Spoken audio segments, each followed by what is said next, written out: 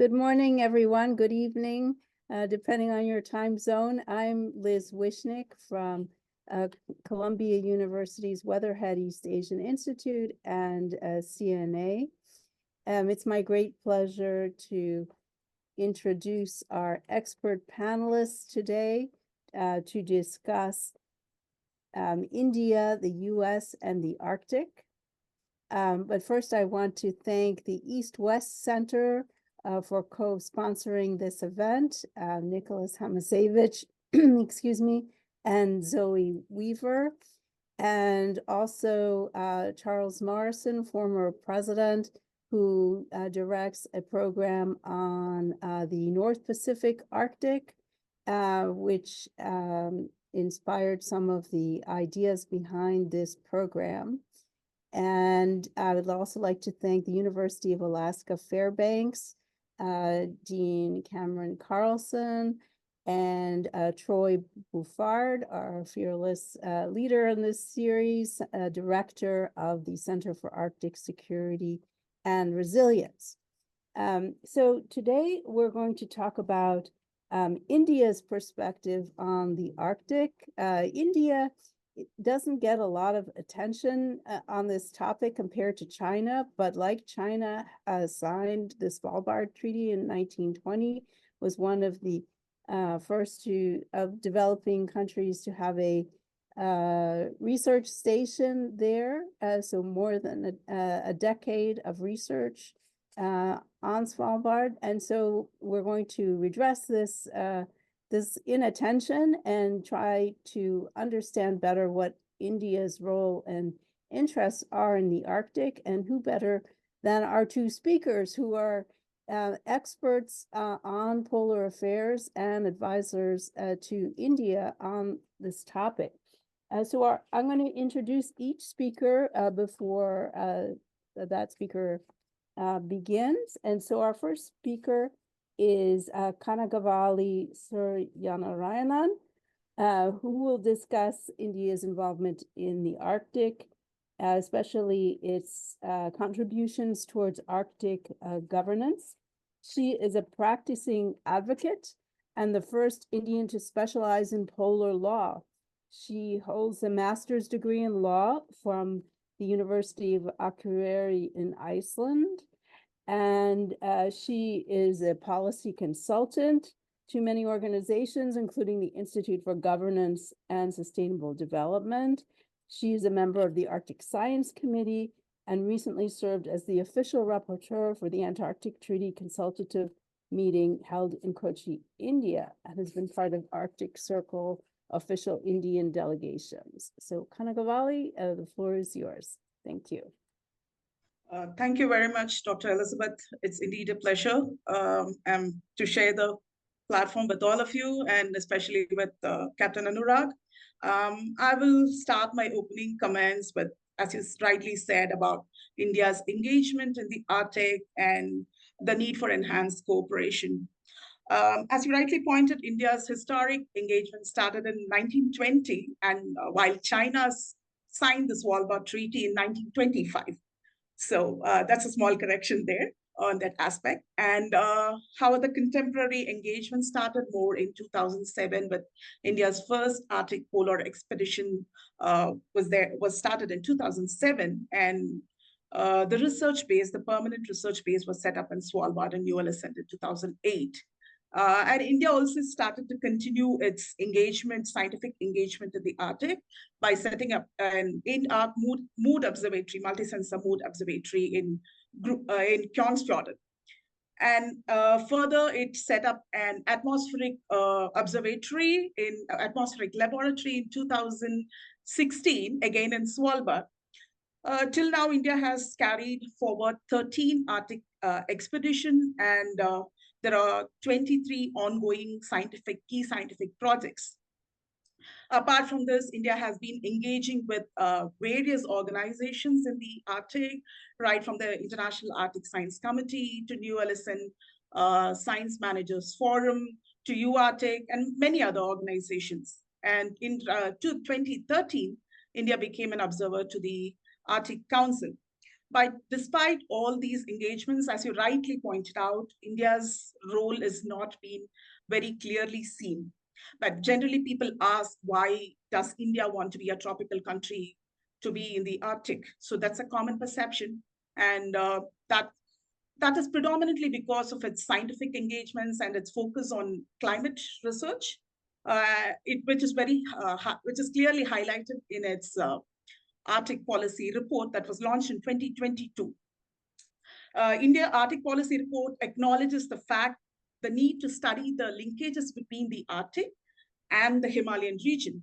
And India is the only country, or India is one of the countries that has, apart from China, which has base both in the Arctic, Antarctic, and the Himalayas. So it wants to study the teleconnection, especially of what happens in the Arctic, doesn't stay in the Arctic as much, is very widely known, but however, how the teleconnection impacts India is very important, because the melting of the Arctic sea ice has a very deep impact on the Indian summer monsoon. And this has a very deep effect on the coastal inundation to the monsoon cycle affecting the crop cycle. So there's so much more that India wants to study and look at the Arctic for. And India has been studying how the glaciers are being melting both in the Svalbard and also in the Himalayas. It has been doing a comparative study in both the regions. And also recently we had in the ATCM also, we had a SCAR lecture where there was a discussion on how the Antarctic ice melt affects the tropical region. So similarly, Arctic sea ice melt also has an impact on the Indian summer monsoon. These are all aspects that India wants to study, and India has been, as I said, a member of the observer of the Arctic Council. It has been providing data on to various Arctic Council working groups like AMAP and CAF on atmospheric aerosols and various other aspects that it does research in the Arctic region. And it's also sending report on Arctic migratory birds. So there's an Arctic migratory bird initiative under CAF. So India gives feedback on how the migratory birds, and also on the Svalbard how the microorganisms thrive in Svalbard waters.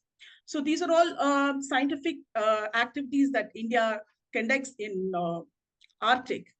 But again, with the pause of the Arctic Council and the idea of Arctic exceptionalism is no longer, very possible today with the invasion of Ukraine by Russia.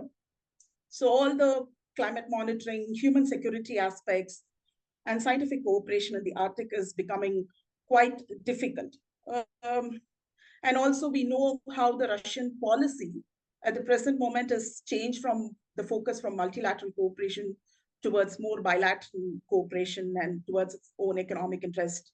And of course, US also looks at modernizing, force modernization and increasing its strength in Alaska, and with recent deployments, increasing deployments.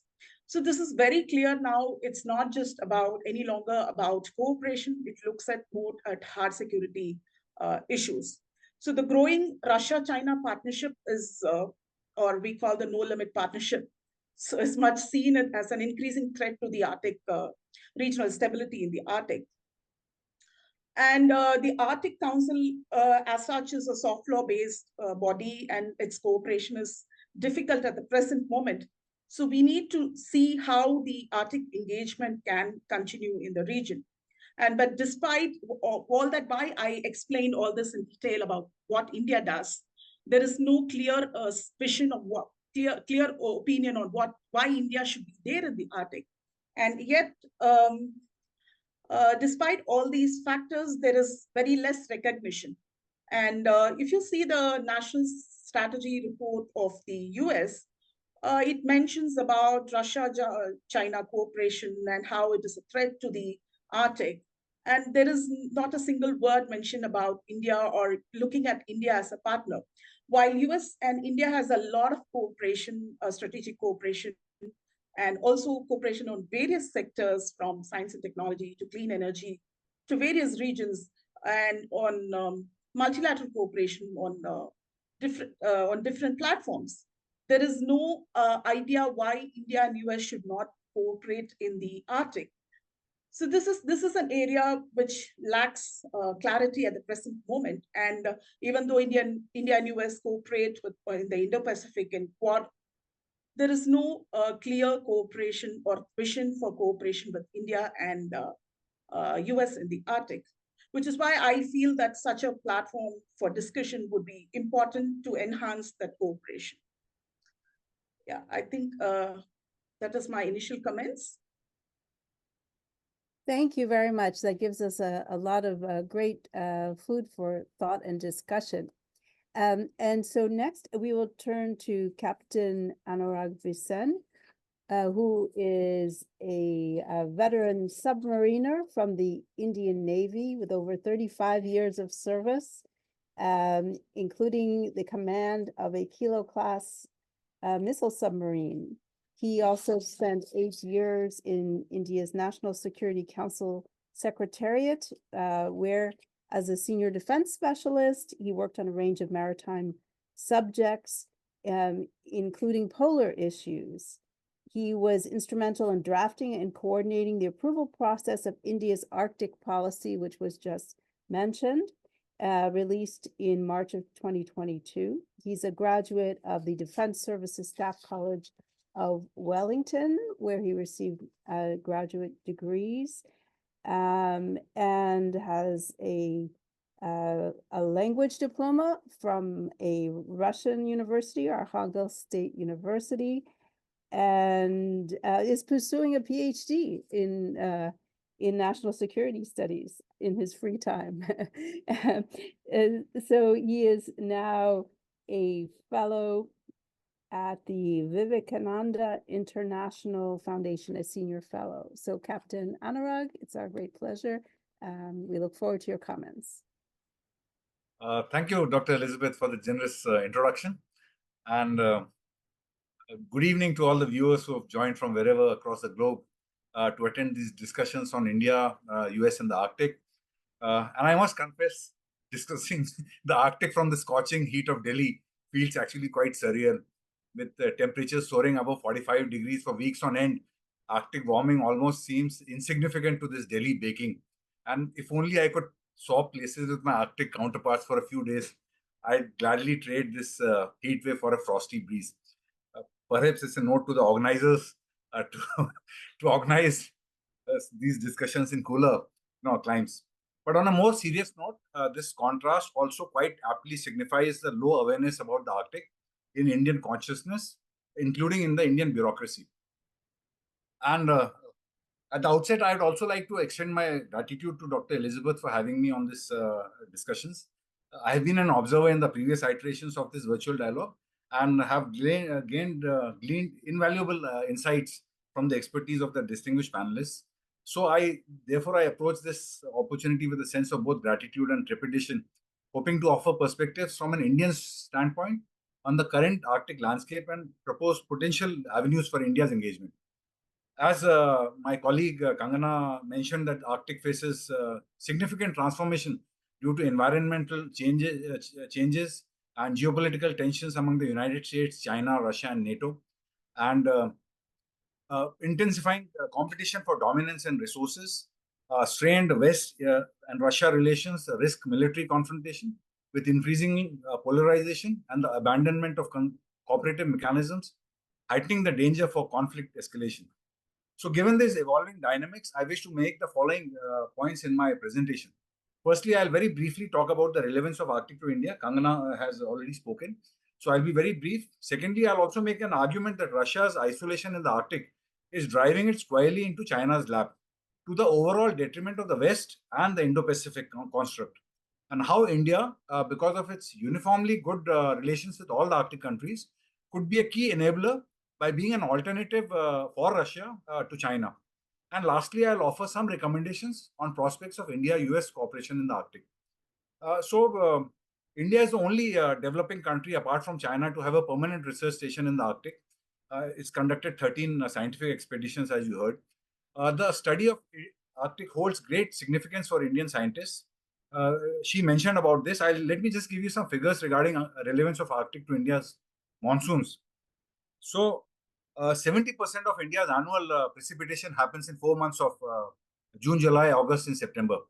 And more than half of India's gross cultivable area is rain-fed. It is not fed by irrigation.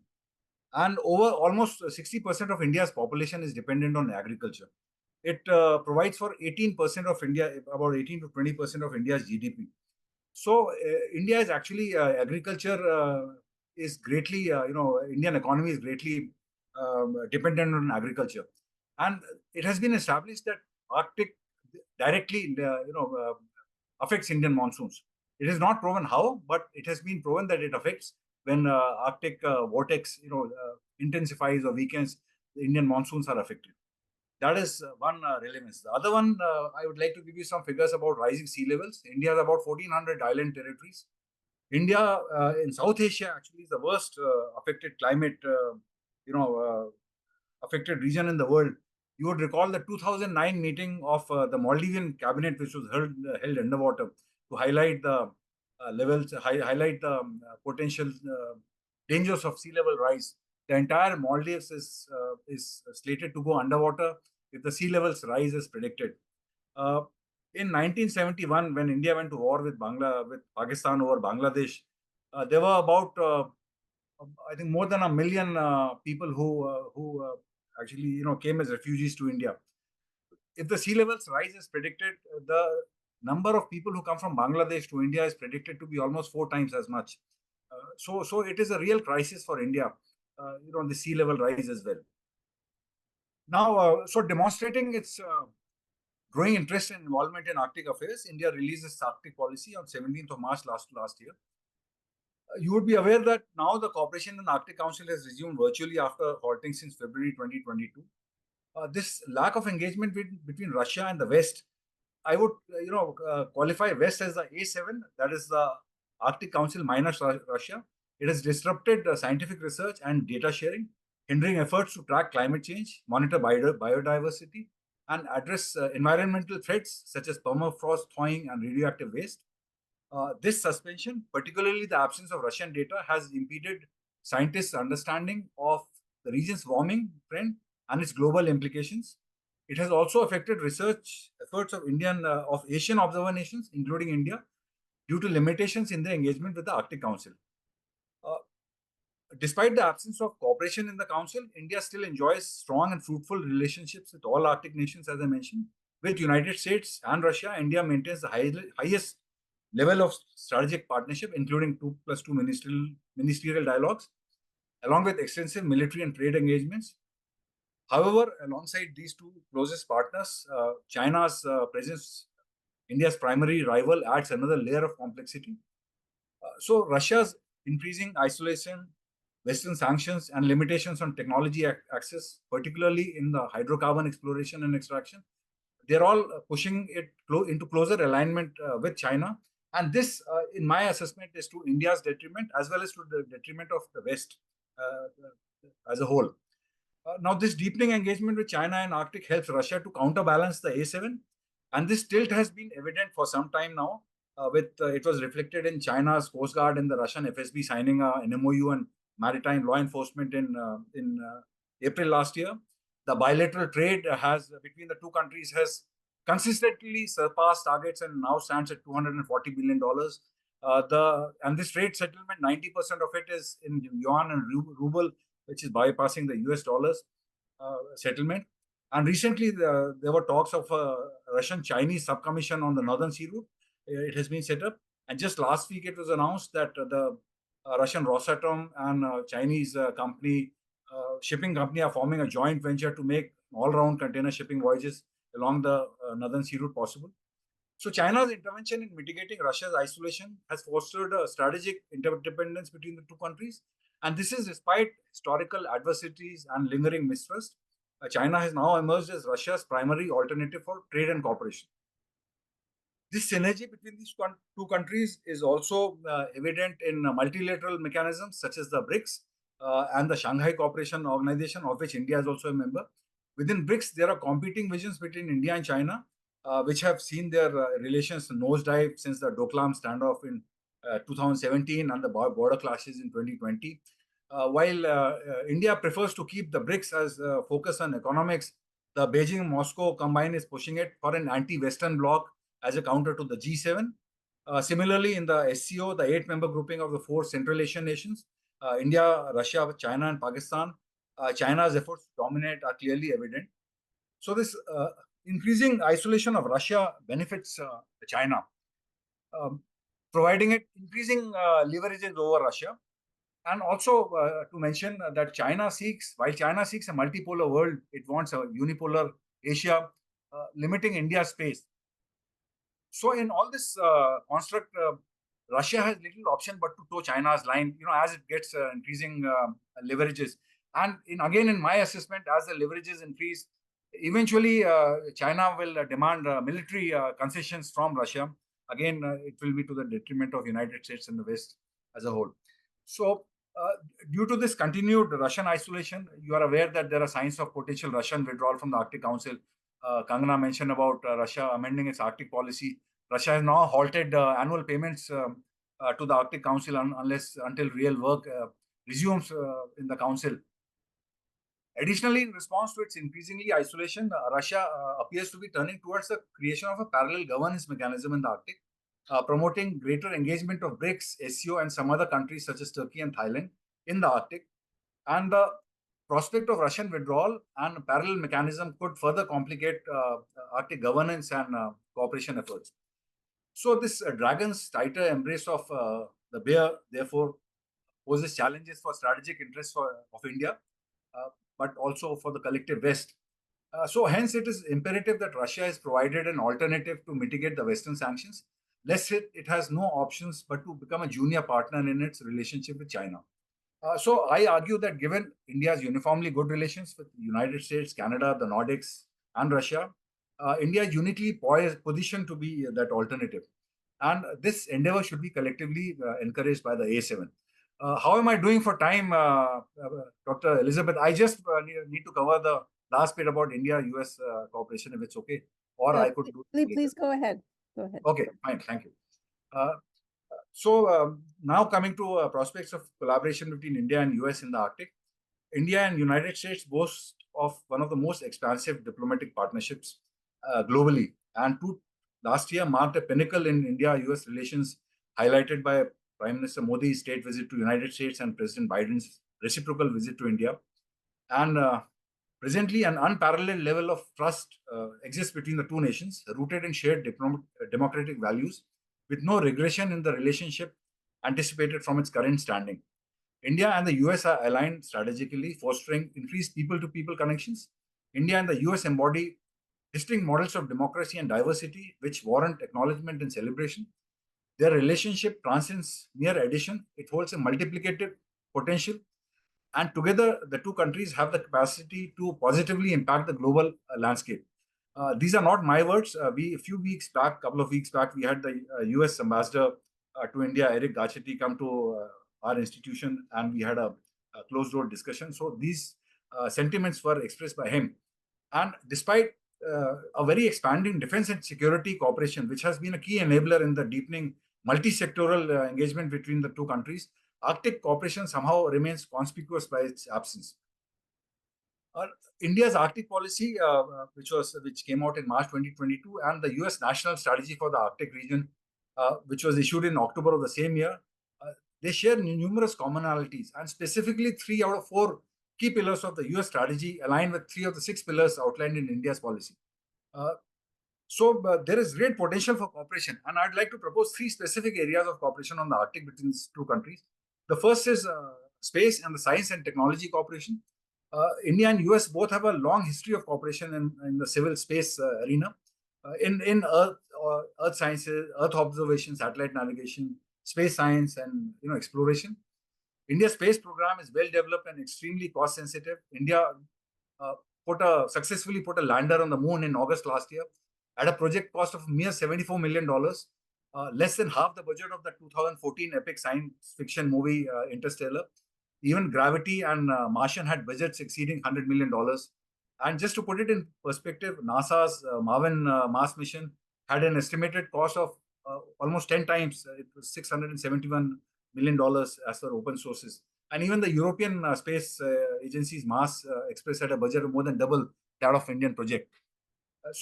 India's ISRO, Indian Space Research Organization, and NASA are developing a microwave remote sensing satellite for Earth observation, which is called NASA ISRO Synthetic Aperture Radar Satellite, NISAR.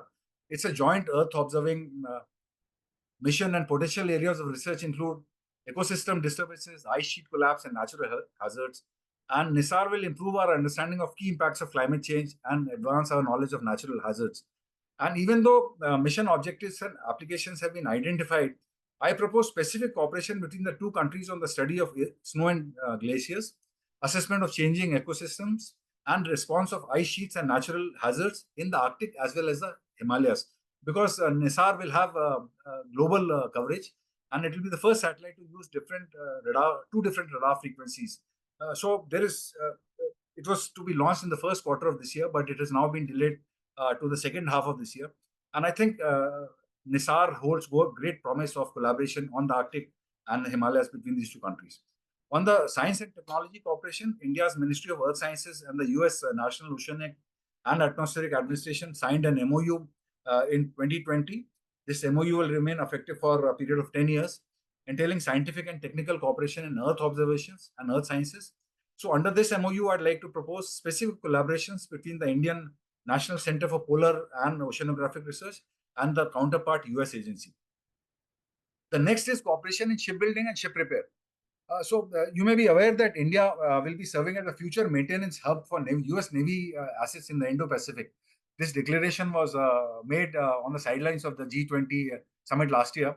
And the United States Navy has signed a master ship repair agreement with the 3 Indian shipyards, which are 3 primary Indian shipyards. 2 of them are state-owned, Cochin Shipyard Limited and Mazagon Docks Limited, and a private shipyard, Larsen and Toubro. And since 2022, 3 United States Maritime Sea Lift Command ships have visited Indian shipyards for repair and allied services on the basis of commercial contracts. And there are also reports that United States Coast Guard will require a total of 8 to 9 polar icebreakers, including 4 to 5 heavy polar icebreakers and 4 to 5 medium polar icebreakers to perform its polar, that is Arctic and Antarctic missions in the coming years. And India itself is looking for its own polar icebreaker, a polar research ship since 2014. The government of India had sanctioned it in 2014. And last year, our Minister of Earth Sciences announced that we will have it in the next 5 years. India also has major plans to boost its shipbuilding and ship repair sector and aims to be in the top 10 countries in the world by 2030 under the Maritime India Vision 2030. Similarly, the United States is looking to revive its dormant shipyards and boost maritime competitiveness in the face of China's accelerated naval buildup. Little research I did, India's shipbuilding capacity presently is less than 1%. It used to be 6% at one time in 2000s. And United States shipbuilding capacity is 0.13%. So I propose that the two countries could add their synergies using the synergies of cost competitiveness of building in India and the technological and design know-how in the United States could collaboratively manufacture non-nuclear icebreakers in India for the Arctic. Lastly, even though security aspects are not part of India's Arctic policy, I'd recommend expansion of engagement between armed forces of the two countries in the Arctic. So the Indian Army as well as Indian Air Force already engaged with the American counterparts through the exercises which are called Yuddha Abhyas and Red Flag Alaska. In fact, the Red Flag Alaska was held last month with a Indian Air Force contingent of Rafale aircraft. Perhaps the Indian and the US navies could have an institutionalized exercise in the Arctic. At least some form of cooperation between the two navies could commence by the US Navy embarking Indian Naval Sea Riders during exercises such as the Arctic Edge, which is a US Northern Command exercise. Just to summarize my piece, I would like to say that India needs to substantially step up its engagement to secure its increasingly national interest in the Arctic. And India must also use its equities with all Arctic states to facilitate collaboration, ensuring access to infrastructure, research, and data. And India's strategic interests lie in diversifying Russia's partnerships away from China, offering alternatives in markets, finance, manpower, and technology. The Russian Arctic could actually address India's energy security and also rare earth and mineral deficiencies, evident in 40% of India's oil imports in 2023 from Russia. So India should also bolster bilateral Arctic cooperation with Russia providing an alternative to China's influence while granting access, Indian scientists access to Russian labs and equipment. And to that,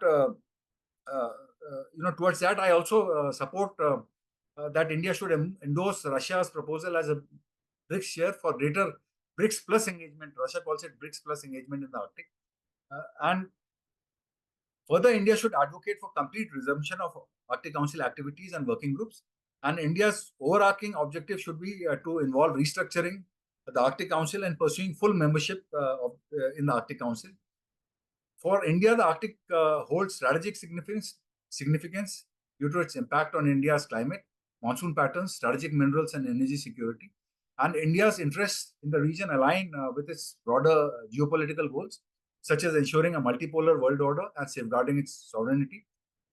And India's participation in the Arctic is driven by scientific research, economic opportunities, and the need to address climate change. And it is time for India to increase its engagement in the region. And with that, I have finished. And thank you for your patience. And I'm sorry for exceeding my allotted time. Thank you very much. Thank you very much. I think both speakers have given us a lot of interesting ideas to discuss. So I wrote this in the chat. If you have questions, please write them in the Q&A box. And I'm first going to abuse my position as chair and ask a few questions of my own as you think of your questions. We already have one. And this panel, this recorded panel will last till 11:30. There is the opportunity to participate in a more informal expert dialogue that is unrecorded beginning at 11:30. So if you would like to be admitted to that different Zoom room as a panelist, please let me know or Troy Bouffard know, and we can assist you with that. So first, I would like to turn back to Kanagavalli and follow up on your interesting comments, and then I have some questions for Captain Anurag, and then we'll open it up. So the India's Arctic policy contained some very interesting elements, and one of them had to do with India's engagement with indigenous peoples. So I wonder if you could say something about that, because I think that's also a neglected area of our understanding about India's potential role. Absolutely. As we all know, the indigenous community in the Arctic is a very critical component of the Arctic engagement. As such, even the creation of the Arctic Council, we had important role played by the indigenous community, especially from the Inuit Circumpolar Council and Sami Council. People like Mary Simon have contributed a lot in setting up the Arctic Council. So the role of indigenous people is quite important. But when it comes to India, there is a slight distinction. I would say that the Arctic is still a settler colony in a way, and India is a country that has come out of colonization, and still there is a lot of tribal communities in India. There are communities in the Himalayan region which are connected with the roots and how climate change affects them. So in that way, I would see that the indigenous communities in the Arctic were able to use the sea ice to move from Canada to Greenland. It was such an important tool to engage, and how the climate change has affected the region. And similarly in India, we do see that how climate change has a deep impact on the higher Himalayan region. So there is some focus that we could have and enhance the cooperation between the indigenous communities. And it's also important for India to understand that the indigenous communities are an important component of the Arctic cooperation. It's not just the states. So India needs to study more, engage more with the indigenous community, which is where I feel there is still a lot of potential to enhance cooperation in this area. And another issue that is mentioned in this policy has to do with the Central Arctic Fisheries Agreement, which India has not signed, to my knowledge. So how does India view this agreement? The Central Arctic Ocean Fisheries Agreement, it is more of a closed agreement, and even though it's a precautionary agreement where they wanted to protect the fisheries from getting completely exploited by the long distance water fisheries from China and Korea. Like what happened in the Donut Hole saga, they didn't want something similar to happen in the Central Arctic Ocean region. But apart from this being a fisheries agreement, it's also an agreement that looks at environmental protection. So that's an area in which India's Arctic policy has a deep focus on. I really would want India to be a party to the agreement. So it just not looks at fisheries. It's also about the marine ecosystem and protection of the marine region, especially in the high seas region of the Arctic. So India, as such, would love to be party to the Central Arctic Ocean Fisheries Agreement, as long as the existing members are interested in onboarding India to the agreement. I would encourage US and other Arctic member states to include more parties, because it's part of the high seas, and it is important to have players who have interest in environmental protection and sustainable development and climate mitigation. So I think that's where India's role would be important in the future. Thank you. So now I want to turn to Captain Anurag and your comments about Russia and China and India. So in the United States, as you probably know, there's a discussion of how to create a wedge between Russia and China as they deepen their partnership. And some experts believe that it's possible to create this wedge. Personally, I'm a skeptic because I think there are a lot of deep-seated reasons why China and Russia are moving together. So I wonder how. I mean, I understand the logic of your argument about the dangers of isolating Russia, but I wonder, is it actually possible to that India's engagement with Russia would have a material impact on this partnership, especially in the Arctic, the partnership between Russia and China? Yeah, thank you, Dr. Elizabeth. In my assessment, I feel that the relationship between Russia and China is more. It is because of Russia's compulsions, because it has no alternatives. It has no, especially since the Western oil majors and technology companies, they left Russia. The Arctic LNG too has now come to a standstill. And because of sanctions, Russia needs a huge amount of, investments to develop its infrastructure in the Arctic. And it does not have access to that infrastructure or to finances, and China has been more than ready to step in. And China has made gains on that, count. Take Yamal, for example, where Chinese companies have got 29.9% stake, the three of them, Silk Road Fund, CNPC, and and there are reports that almost 60% of construction in Yamal LNG plant has been used by using Chinese workers and equipment. That is one example.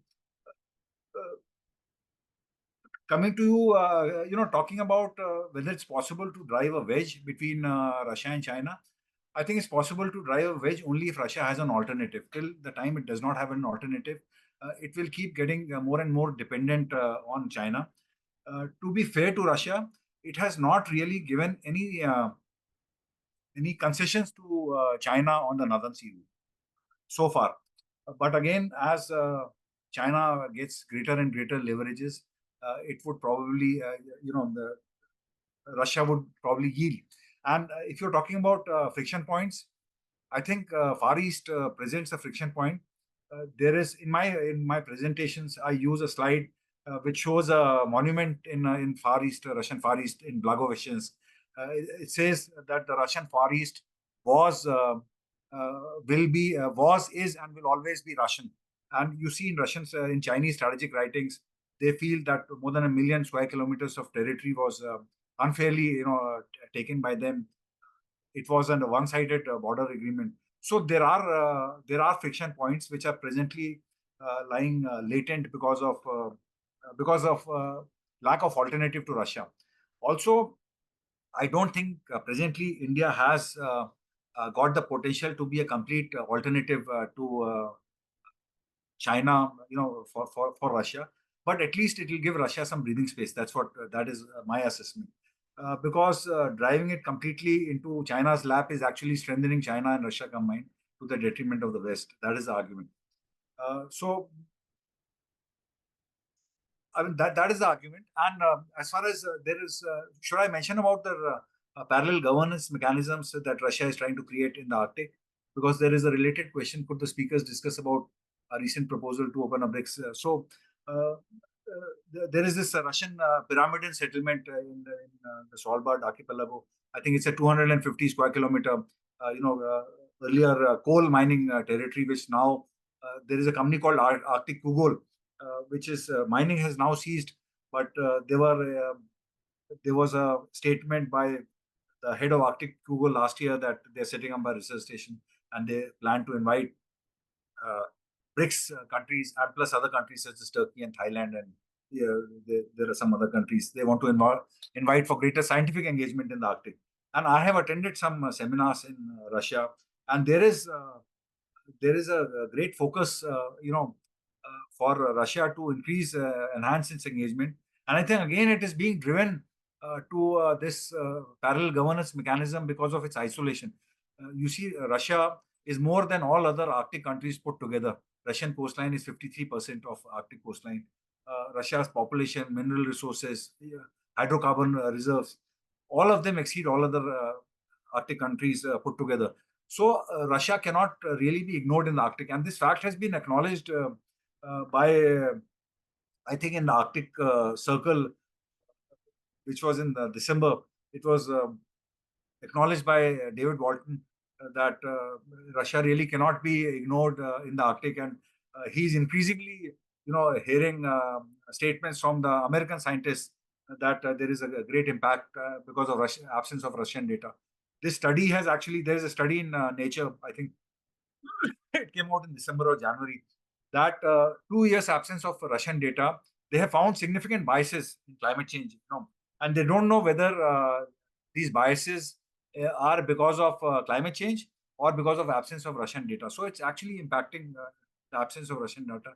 Data is actually impacting global climate change mitigation efforts. So that is my answer. And just adding to what Kangana said about indigenous people cooperation, India has actually one of the largest indigenous communities in the world. 8.6% of India's population, about 106 million people, are indigenous people. And India has a specialized ministry. It's called Ministry of Tribal Welfare.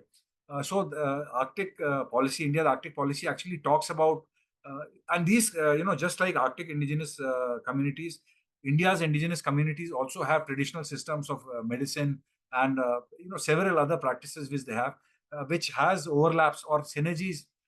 So there is a potential for cooperation between these indigenous communities in the Himalayas as well as indigenous communities in the Arctic. But sadly, despite the release of the policy, there has not been much work which has happened on this. Again, it is because of a very low, level of awareness about the Arctic in India. So what we are trying to do first is to raise levels of awareness within of the Arctic within the country.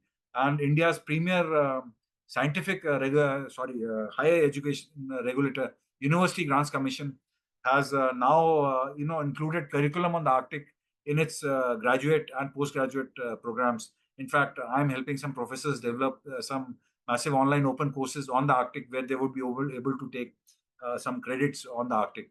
So it's a slow process, but I think India is committed for a greater engagement.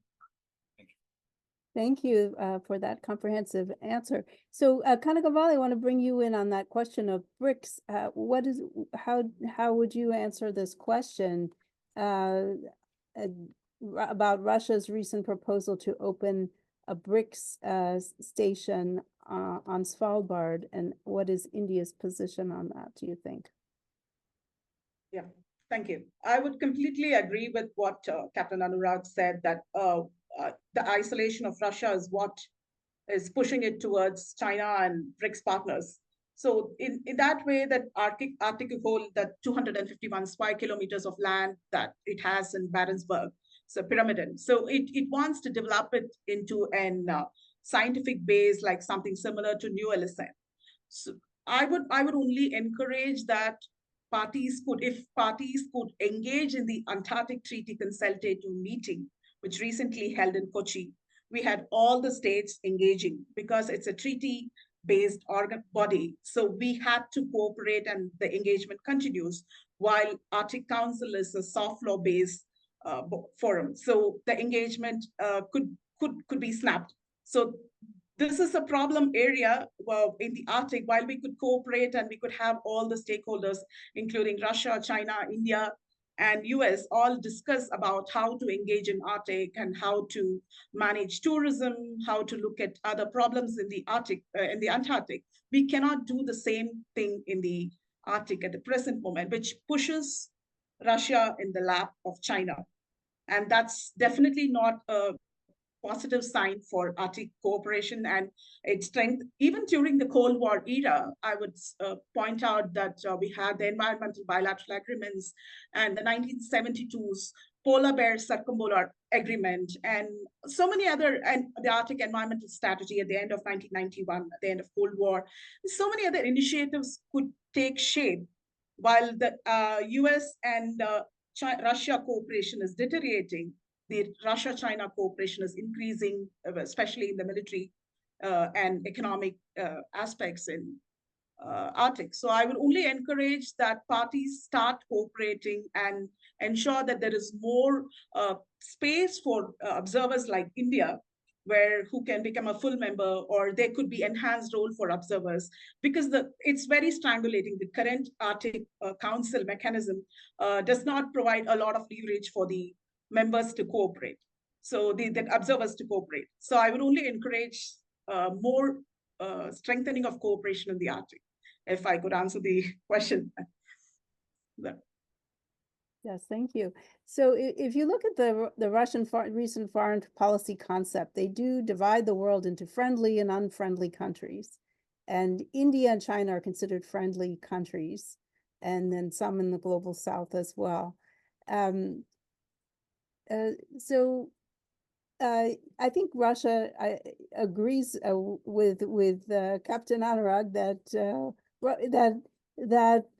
Russia would like to have more options beyond China in the Arctic in particular, and has been looking to Turkey, the UAE, a whole host of other options to China, because Russia was originally quite hesitant to involve China in its sensitive Arctic region.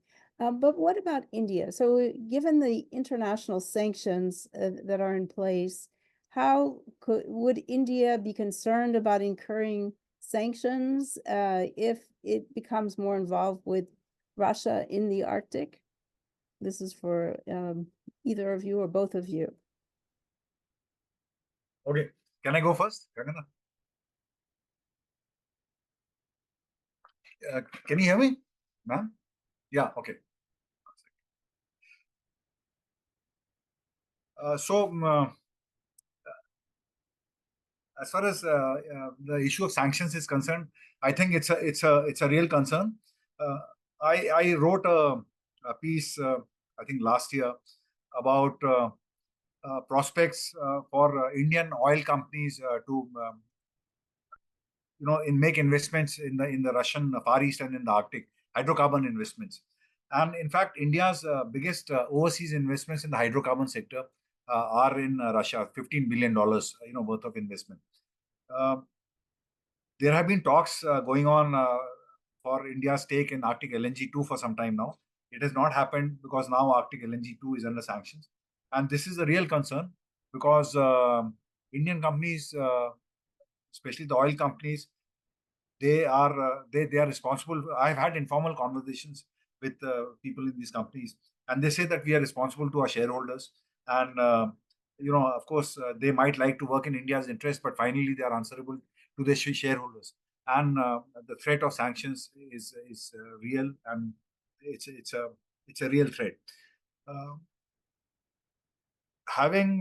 So that is one part of it. The other part is regarding BRICS participation in to the Russian offer. So if you see, I have done a tabular, comparison. It's there in one of my papers, I think.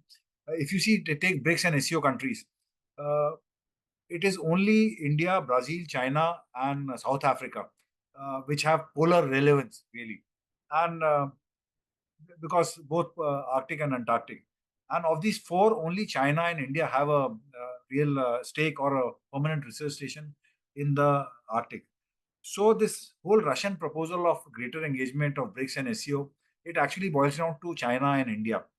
And since China is already actively engaged, with Russia, it actually boils down to India. And I think India has been very, very reticent towards responding to Russian, overtures. And you asked that what is the policy of government of India. I myself have written that India must endorse a Russian proposal, but there has not been any indication of a official government of India stand on what India is likely to do. Although, having said that, the present BRICS mechanism, there is no need really for a separate mechanism for a Arctic cooperation. There are enough structures within the BRICS. There are enough MOUs, including one on, I think, polar cooperation, which could be utilized for greater BRICS participation in the Arctic. There is no need really for a. So India might go under existing mechanism for a BRICS participation in the Arctic. I hope I have partly answered the question. Thank you. Thank you. Kanagavalli, do you want to add something? No, I completely agree with what Captain Anurag said, that in the existing mechanism, we could cooperate. So there's nothing more that needs to be done. And India and China are the really two people that Russia is concerned about. And while China's engagement in the Arctic is seen as a potential threat, India is possibly can engage with both players and reducing the stress on Russia-China cooperation. So that's in a way positive for the West to continue, allow India to have cooperation in both the sides. So I have a question about Arctic science. I was just reading today how many countries, including India, but also China, South Korea, tend to pursue their Arctic science individually rather than in cooperation with other countries. And, I guess to some extent, there's concern about dual use applications, and that limits the possibility of collaboration. But how do both of you see, I think you both touched on this a bit in your comments, how do you see Arctic science emerging for India? Is that a vehicle for collaboration with the US as well as with Russia and other Arctic states? Should I go first? Yeah. Please. So the science policy cooperation is at the fulcrum of the Arctic cooperation, either amongst the member states or with the observer states. So it depends. I mean, whenever we talk about observers, we tend to club as Asian observers, which is a problem. And we try to study all of them together and say that what China is doing and China Plus is what the narrative whenever we talk about cooperation of the engagement of the observers. There's very little known about the other countries, while China does have a lot of interest in, maybe even some could potentially call the dual purpose interest, with a lot of establishing bases. For example, you have the Aurora Observatory in Iceland and Greenland. They want to develop deeper footprints. And now recently we had a discussion on, there was a piece in one of the papers on private land in Svalbard being there up for sale, and China potentially is interested in buying that piece of property, and Norway would not like that to happen. So, and planting of acoustic devices in the Arctic Ocean, and so many more aspects. But that's because we try to club all Arctic states and see it from a singular point of view, that all the Asian observer states would be doing something similar, or but that's not the case. Their interests depends on what their definitely national interest plays a role. And for example, as I told in my previous comments, that India's interest is predominantly on science cooperation, and NCPR is the nodal body, the National Center for Polar and Ocean Research is the nodal body for cooperation in the Arctic and Antarctic research. And even the policy, Arctic policy, is launched by the Ministry of Earth Sciences. While China's interests could be different and India's interests could be different, it's not fair to club them both together and see it. And while China, Korea, and Japan could have interests on developing NSR, India might not have that focus because we have access to resources, the shipping routes are better. So it might not be the same. So it would not be fair to club them all together and look at it from a single prism. So there is a need to study each of them independently. That would give you a clearer picture of what each of the country wants to do in the Arctic.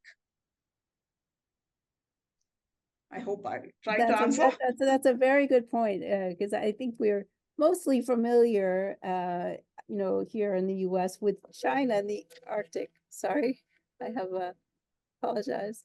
I have a reminder to stop working every hour. That's my gong. I think Kanagavalli, you make a great point about looking individually at the potential contributions. Captain Anurag, do you want to add something about science cooperation? Yeah, sure. I agree that India must broaden its Arctic science cooperation with countries, and I think India has been doing it. In 2018, India signed an MOU with Canada, Canadian High Altitude Research Station. And during the ATCM meeting, India and Norway signed an MOU on polar science cooperation between NCPR, Goa, and Norwegian Polar Institute. So India is actually moving forward. There is also India participated in Greenland in the EGRIP Ice Core project, I think last year. You see, the problem is, in India, is actually India's Arctic program is actually very small. India's Antarctic program is about 5 times bigger than India's Arctic program. And I have repeatedly written about this, that India needs to substantially enhance its engagement in the Arctic. So that means, allocating more resources, more manpower, more finance to India's Arctic program. India has been doing it. India has a permanent research station, Himadri, which used to be manned only during summertime. Now in December, India sent the first December last year, India sent its first wintering expedition. So India now plans to man it round the year. So very slowly, India is actually making efforts to enhance its collaboration and cooperation with countries, with the Arctic Council countries. With United States and Russia, I think also India needs to enhance. There has been talks of India's NCPR and Russia's Arctic and Antarctic Research Institute signing an MOU. It's been going on for many years, but it has not happened. Similarly, as I mentioned in my own presentation, that India's NCPR Goa must sign an MOU with its American counterpart. I don't know which is the American counterpart. I tried to look. So there is this American Observation Network and this interagency polar research committee is there. But I don't know which is the American agency with which NCPR could actually sign an MOU. But I think there is great potential for cooperation.